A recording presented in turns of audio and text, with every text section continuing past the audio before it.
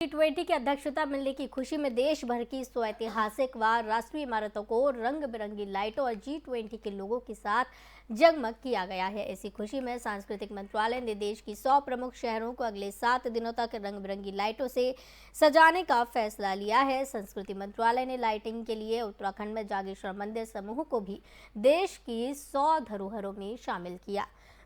जागेश्वर मंदिर समूह को एक हफ्ते तक रंग बिरंगी लाइटों से सजाया गया है। साथ ही मंदिर समूह में G20 का डिजिटल लोगो की लगाया गया। इससे मंदिर के पुजारियों और स्थानीय लोगों में खुशी का माहौल देखने को मिल रहा है। इसके लिए पुजारियों ने भारत सरकार का आभार जताया है। दिल्ली से पहुंची टीम ने जागेश्वर मंदिर को सतरंगी लाइटों से सराबोर कर दिया। साथ ही मंदिर समूह में G20 का डिजिटल लोगो भी लगाया गया। ये इमारतें अगले एक हफ्ते तक सतरंगी लाइटों के साथ चमकेंगी।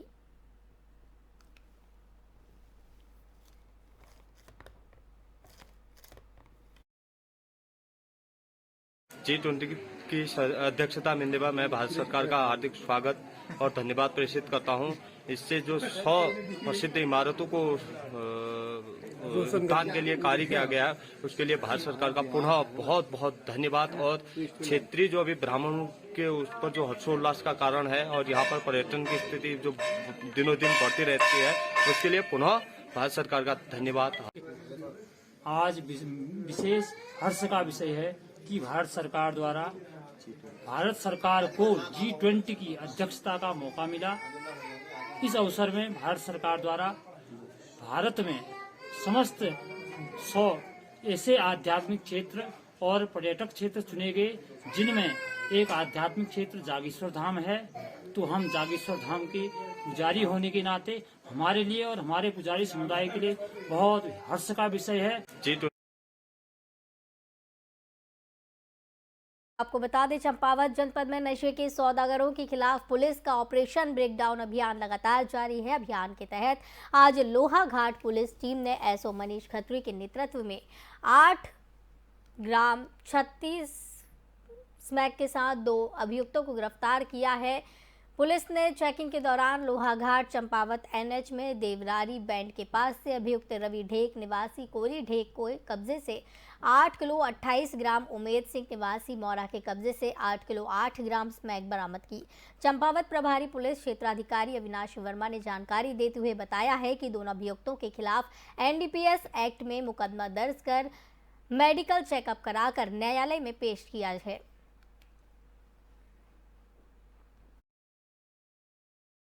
नौहाट क्षेत्र की घटना है, जिसमें 2 अभियुक्तों को स्मैक के साथ गिरफ्तार किया गया था। इसमें एक व्यक्ति है उमेद सिंह, ये कोतवाली पंचेश्वर क्षेत्र का रहने वाला है, और दूसरा व्यक्ति है रवि ढेक, ये थाना नौहाट क्षेत्र का रहने वाला है। इन दोनों अभियुक्तों के पास से लगभग 8 ग्राम स्मैक बरामद हुई है। दोनों अभियुक्तों को गिरफ्तार करके अग्रिम कार्रवाई के लिए न्यायालय में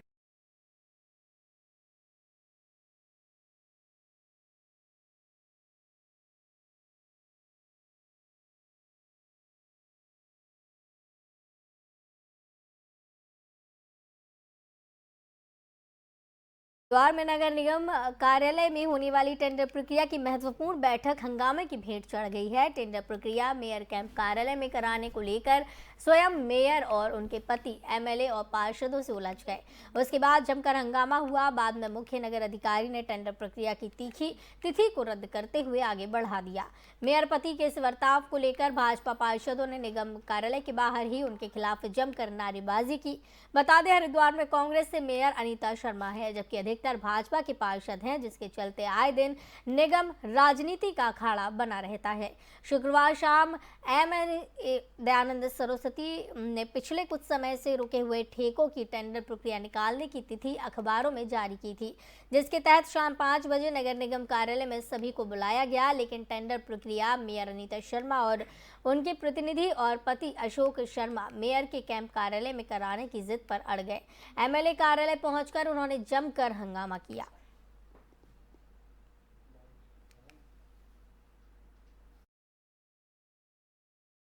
आप ये देखें कि जब ये टेंडर हर समय हमारे उस ऑफिस पे ही होते हैं, सुबह से यही बोल रहे कि तुम्हारे यहाँ ऑफिस में खुलने वाले हैं। अब मैं इतनी देर से बैठी हूँ और खुलवा यहाँ रहे, ये तो गलत हो रहा है ना। और मैं आई तो यहाँ पे टेंडर खुलने वाले थे, वो तो मैं एकदम पहुंची यहाँ पे। अध्यक्ष मैं हूँ, अब मेरे उसमें खुलने चाहिए। ये मनमानी हो रही है यहाँ पे, और क्या हो रहा है? कोई भी फाइल मेरे पास नहीं आती है। जो उसकी सूचना निकली है समाचार पत्रों में नीलामी की, उसमें भी नगर निगम कार्यालय का उल्लेख किया गया। पूरी टेंडर समिति नगर निगम कार्यालय में उपस्थित थी और मेयर महोदया वहाँ स्वयं आ गई थी और वो एक बार बैठने को तैयार भी थी उस टेंडर में। लेकिन मेयर पति जो हैं उनको रिमोट से चलाने का काम करते हैं और उनके निजी स्वार्थ जुड़े हुए हैं। वो चाहते थे कि ठेकेदार उनके संपर्क में आए और वो जो मेयर को कैंप कार्यालय मिलता है नगर निगम में, जहां मेयर महोदया बैठ के अपने दैनिक कार्य निपटाती हैं। ये टेंडर कमेटी है, मैडम भी उसमें है, और जो टेंडर हुआ है उसमें टेंडर का स्थान नगर निगम कार्यालय दिया हुआ है और नगर निगम कार्यालय में टेंडर फुटने थे और टेंडर कमेटी के सारे मेंबर भी यहाँ बैठे थे। टेंडर जिसने आवेदन किया वो भी यहाँ बैठा हुआ है, तो उनकी जिद है कि वो टेंडर जो है उनके कार्यालय में खुलाया जाए। आप ये देखें कि जब ये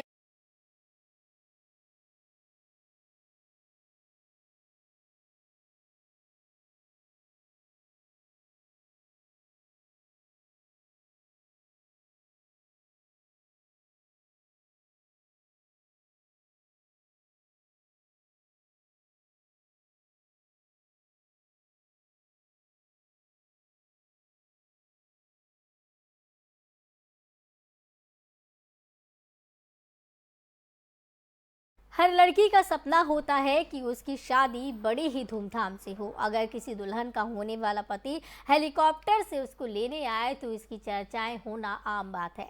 ऐसा ही कुछ रुड़की गंगनहर कोतवाली क्षेत्र के चाव मंडी मोहल्ले में हुआ। यहाँ का रहने वाला दूल्हा अपनी दुल्हनिया को हेलीकॉप्टर में बैठा कर लाया। रुड़की में अचानक हेलीकॉप्टर की लैंडिंग देख लोगों की भीड़ लग गई। इस दौरान शहरवासियों ने नई दुल्हन का तालियां बजाकर स्वागत किया। जानकारी के मुताबिक रुड़की के चाव मंडी निवासी विश्व हिंदू परिषद के जिला मंत्री संजय कुमार धीमान के पुत्र की बारात को 2 दिसंबर को जिला बिजनौर उत्तर प्रदेश गई थी। वैवाहिक कार्यक्रम बिजनौर के चांदपुर स्थित एक बैंकेट हॉल में संपन्न हुए। इसके बाद दूल्हा अपनी दुल्हन नेहा धीमान को हेलीकॉप्टर में बैठाकर रुड़की लेकर पहुंचा। रुड़की के KLDAV मैदान में हेलीकॉप्टर की लैंडिंग हुई, जिसके बाद वहां लोगों की भीड़ लग गई। जैसे ही दुल्हन हेलीकॉप्टर से उतरी तो लोगों ने तालियां बजाकर नवयुगल का स्वागत किया।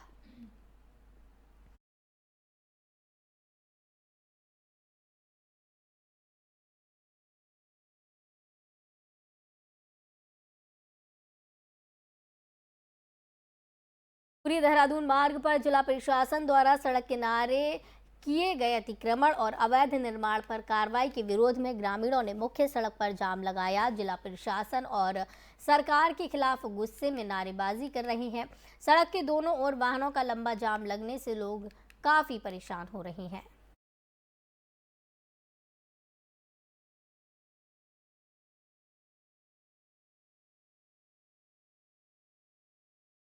अवैध निर्माणों पर विकास प्राधिकरण की सख्ती लगातार जारी है। HRDA की टीम ने उच्च अधिकारियों के निर्देश पर 4 अवैध निर्माण को सील किया। इस दौरान रुड़की प्राधिकरण अधिकारी DS रावत और संजीव अग्रवाल सहित स्टाफ रवि कुमार, गोविंद सिंह सोहन और गौरव मौजूद रहे। DS रावत ने बताया कि नगला इमारती में एक व्यावसायिक आवास, पोहाना इकबालपुर में व्यावसायिक भवन, दिल्ली रोड स्थित मोहनपुरा में 4 दुकानें और सुनहरा रोड पर बन रहे एक व्यावसायिक भवन को सील किया गया। DS रावत की माने तो अवैध निर्माण पर नोटिस, सील और ध्वस्तीकरण की कार्रवाई जारी रहेगी।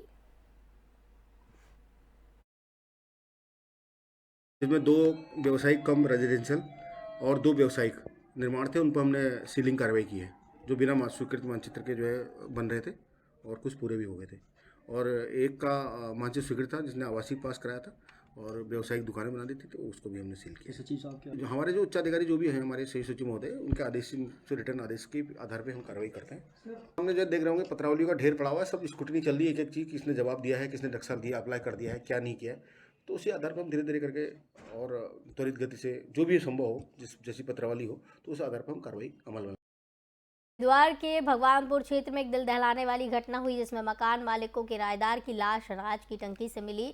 पुलिस कप्तान अजय सिंह ने आधी रात घटना स्थल पर पहुंचकर पूरी जानकारी ली। मृत युवक की पहचान नितिन भंडारी के रूप में हुई है। पुलिस अब नितिन के बगल में किराए के मकान में रहने वाली एक महिला और उसके पार्टनर की तलाश में जुटी है। बताया गया है कि 4 दिन पहले ही वो दोनों मकान खाली कर गए। एसएसपी अभय सिंह ने बताया कि युवक के परिजनों को सूचना दे दी गई है और बहुत जल्द इस हत्याकांड का पर्दाफाश किया जाएगा।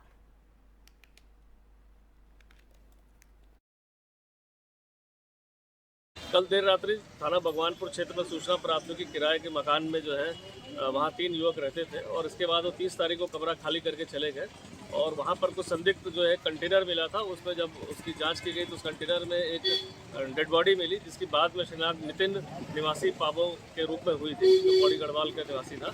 अन्य जानकारी के बाद पता चला वह यहाँ पर एक फैक्ट्री में कार्यरत था। तो अन्य लोगों से जानकारी के पता चला कि वो 28-29 तारीख से गायब था और इस संबंध में कहीं कोई शिकायत नहीं दी गई थी। जो संदिग्ध लोग प्रकाश में आए उनको उनके लिए टीमें रवाना कर दी गई हैं। कहीं ना कहीं ये अचानक से मर्डर का कोई लगता है कि अचानक से कोई घटना हुई है या कोई वाकयात हुआ जिसके कारण ये मर्डर घर पे ही कर दिया गया और किराए का कमरा खाली करके चले गए। टीमों को रवाना कर दिया है और पूरी उम्मीद है कि जल्द से जल्द इसमें सभी अभियुक्तों की गिरफ्तारी हो जाएगी।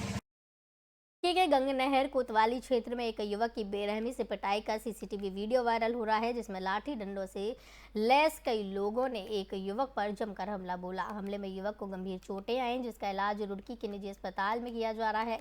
पुलिस जांच में जुटी हुई है। जानकारी के मुताबिक रुड़की के बलेलपुर निवासी तालिब पुत्र जिंदा हसन किसी काम से रुड़की रामनगर आए थे। जैसे ही तालिब एक दुकान पर पहुंचा तो तभी कुछ लोग लाठी डंडे लेकर पहुंच गए और तालिब पर हमला बोल दिया।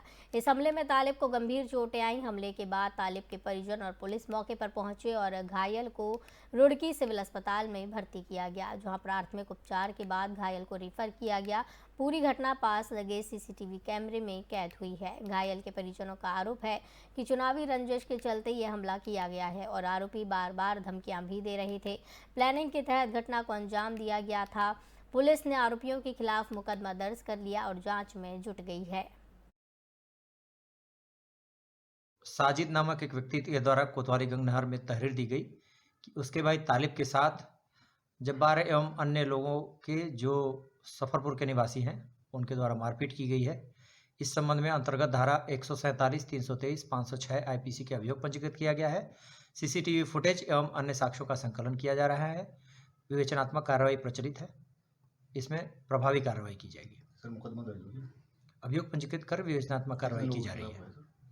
इसमें जब्बार एवं अन्य लोगों के विरुद्ध अभियोग पंजीकृत किया गया है। साजिद नामक एक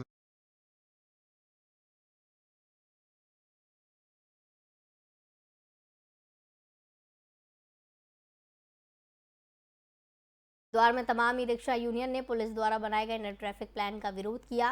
करीब 2000 ई रिक्शा चालकों ने हड़ताल कर नए ट्रैफिक प्लान को वापस लेने की मांग की। मांग पूरी न होने पर ई रिक्शा चालकों ने भूख हड़ताल कर चेतावनी दी है। बता दें, बस स्टैंड, रेलवे स्टेशन और हर की पौड़ी क्षेत्र में लगने वाली जाम से निजात पाने के लिए पुलिस प्रशासन ने नया ट्रैफिक प्लान लागू किया है। नए ट्रैफिक प्लान के मुताबिक अब ई रिक्शा चालकों के लिए 16 रूट बनाए हैं।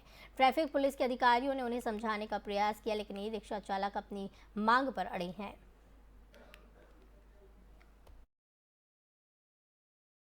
ये हमने जो है शहर के अंदर जो टोटल अभी 2260 रिक्शा जो हमारे पास आए थे यूनियन के, उन सभी का जो हमने रूट निर्धारित किया है। 16 रूट बनाए हैं और 16 कलर इन लोगों को दिए हैं। इसके बाद जो लोग यूनियन में नहीं थे तो उनको इस बात की जानकारी नहीं थी, तो वो आए हैं मेरे पास अभी, जहाँ काफ़ी लोग इकट्ठे हो रखे हैं। तो उनको बता दिया गया है कि निर्धारित रूट पे ही चलेंगे। बाकी किसी को अगर बस स्टैंड, सभी बस स्टैंड जाने चाहते हैं, रेलवे स्टेशन, तो वहाँ पे ट्रैफिक का बहुत ज़्यादा कंजेशन होता है। इस तरह से वहाँ के रूट बहुत कम लोगों को, ई रिक्शा को वहाँ का रूट दिया गया है। ये सभी लोग चाह रहे हैं कि बस स्टैंड, ई रिक्शा इनके रेलवे स्टेशन जाएँ, तो उस बारे में अभी आगे बात की जाएगी। अभी देखते हैं कि अगर कोई नया रूट बनाना है तो आगे उच्च अधिकारियों से बात करके बता दिया जाएगा। ये बहादुर शास्त्री राजकीय महाविद्यालय हल्दूचौड़ में छात्र नेताओं ने तालाबंदी की। मौके पर पहुंची पुलिस ने व्यवस्था को दुरुस्त किया। हालांकि छात्र नेताओं की तालाबंदी फिर भी जारी रही। बताया जा रहा है कि इस दौरान प्राचार्य सहित अन्य शिक्षक भी महाविद्यालय के भीतर नहीं जा सके। आपको बता दें कि छात्र नेताओं की मांग है कि जब तक छात्र संघ चुनाव की तिथि घोषित नहीं कर देते तब तक उनका धरना प्रदर्शन और तालाबंदी जारी रहेगी। ये ज्ञापन दिया है कि ये छात्र संघ चुनाव की इनकी डिमांड है और जो हमने अपने उच्चाधिकारियों को इनका ज्ञापन प्रेषित कर दिया है और जैसा कि हमें निर्देश प्राप्त होंगे उस हिसाब से हम कार्यवाही करेंगे आगे। कुछ विद्यालय में जो लाइब्रेरी की समस्या बताई थी, शौचालय वगैरह इनको लेकर के भी कुछ नहीं, मांगे बता हाँ, जो कह रहे हैं ये पुस्तकालय के लिए, तो हमें जो भी ग्रांट हमें मिली थी लाइब्रेरी के लिए, तो हमने बुक्स का ऑर्डर पहले से ही कर रखा है और बुक्स हमें मोस्ट प्रोबेबली आज या कल में मिल जाएंगी। तो थोड़ा चढ़ाने में उसमें प्रोसेस में 3-4 दिन का समय लगता है, जहाँ तक है हम अगले हफ्ते से इनको इशू कर देंगे। हमारी मांगे, मुख्य मांगे जो हैं छात्र संघ चुनाव को करवाने के लिए है और जो मतलब मुख्य मांगों में हमारी कुछ मांगे ऐसी हैं जैसे MSc की कक्षाएं संचालित हों और MA आए यहाँ और काफ़ी जैसे लाइब्रेरी में पूर्ण व्यवस्था हो, किताबों की आपूर्ति हो और जैसे कि ये छात्र छात्राओं। शिक्षा मंत्री पहले आए थे, पूर्व में उन्होंने कहा था सारी मांगे मान ली जाएंगी, उसके बाद शिक्षा मंत्री का खाली ये खोखले आश्वासन थे। कई बार हमने उन्हें सैकड़ों ज्ञापन सौंप दिए लेकिन उनकी जो ये ज्ञापन। इस बुलेटिन में फिलहाल इतना ही, मुझे दीजिए इजाजत, नमस्कार।